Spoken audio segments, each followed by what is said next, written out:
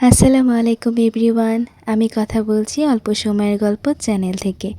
আজকে আমার আম্মু তৈরি করতে যাচ্ছে খাসির কলিজা ভুনা। প্রথমে আমরা খাসির কলিজাটিকে লবণ, ভিনেগার এবং লেবুর রস দিয়ে মাখিয়ে নিয়েছি। অতঃপর গরম পানি দিয়ে তা ধুয়ে খাসির যে গন্ধটা থাকে এটা সরিয়ে নিয়েছি।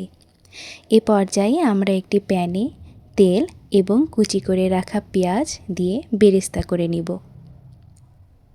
পেঁয়াজগুলো সুন্দরভাবে ভাজা হয়ে আসলে এখানে আমরা আদা পেস্ট, রসুন পেস্ট, জিরা পেস্ট এবং ধনিয়া পেস্ট দিয়ে দিব।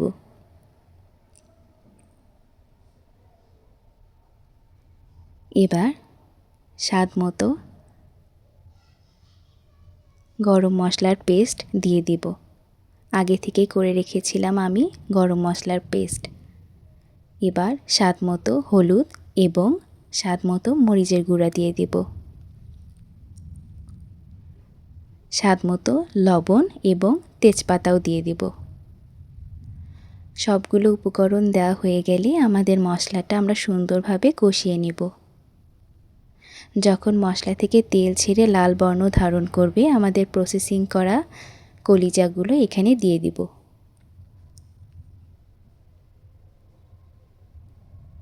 এবার আমরা জয়ফল, জয়িত্রী এবং পোস্তদানা গুঁড়া করে রেখেছিলাম সেটা দিয়ে দিলাম।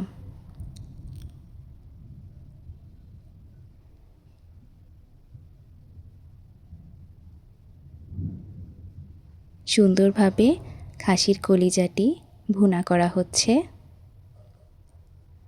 কিছুক্ষণ সিদ্ধর জন্য ঢেকে দিয়ে আবারও সুন্দরভাবে আমরা কলিজাটিকে ভুনা করে নেব।